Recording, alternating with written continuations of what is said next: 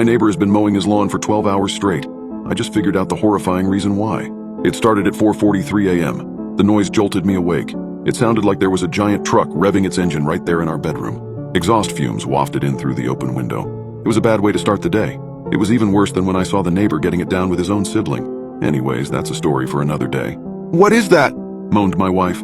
We'd both slept poorly, because our daughter had crawled into our bed at 1 a.m. and kept kicking us in the face until we were both half hanging off the bed while she snored away. "Start of the apocalypse," I groaned. "Go back to sleep." "No way can I sleep through that racket," said Vanessa. She rolled out of bed and shut the window. That helped a little, but it still sounded like war out there. She pulled the curtains back and looked through the window. "It's the fucking neighbor, mowing his lawn, before the sun is up. We need to have a heart-to-heart with him. Let him know that's not okay." Keegan, our daughter, woke up crying. "Guess that's that," I muttered, getting out of bed myself. "I'll go talk to him after some coffee." "Bring me some too," said Vanessa. "Papa, bring me some Smarties," said Keegan. No Smarties for breakfast. Banana or toast, but not Smarties." "Fine," huffed Keegan. "Toast, cut into shapes." I sighed. This was really the last thing I wanted to be doing at 4:45 on a Saturday morning. Making coffee and cutting toast into animal shapes instead of drooling in my sleep and dreaming of a gentler world. I went into the kitchen and started the coffee and toast and then looked out the living room window. Sure enough, there was Mr. Limsky mowing his damn lawn in his damn bathrobe, no less. That was another thing that I had no desire to do. Get into it with him about this, or really talk to him about anything ever beyond a friendly wave and a howdy neighbor. By the time I was awake enough to form a coherent thought, it was almost 6 o'clock and I had consumed 4 cups of coffee. Mr. Limsky was still at it, which was strange because his yard isn't very big at all.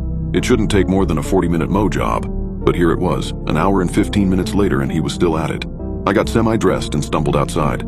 I walked across my own yard, which I noted needed mowing itself. Maybe I'll tell him that if he mows my lawn and promises to never start so early again, I'll let it go. But I knew that I wouldn't do that.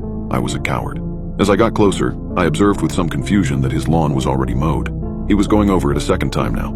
I walked up to our property line, denoted by the contrast between mowed and unmowed grass, and started waving my hands in the air, waiting for Mr. Limsky to notice me. He never did. He just stared straight ahead and kept pushing the mower. "Hey!" I shouted, but it was no good.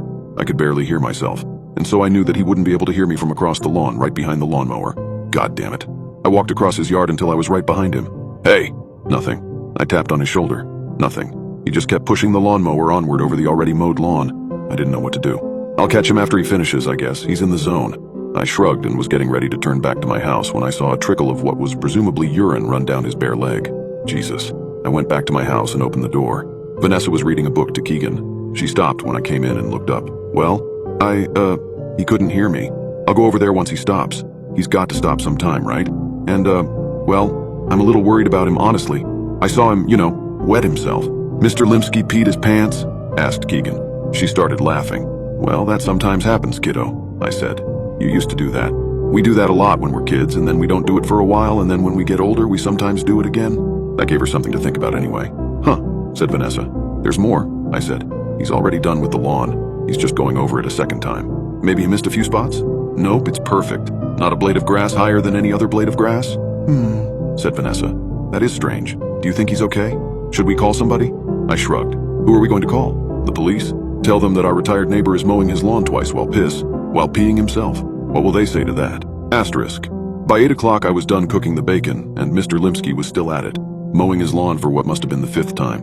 I tried not to think about it, but it was hard. "After breakfast we should go somewhere," I said. "It's a beautiful day. No sense staying cooped up all day."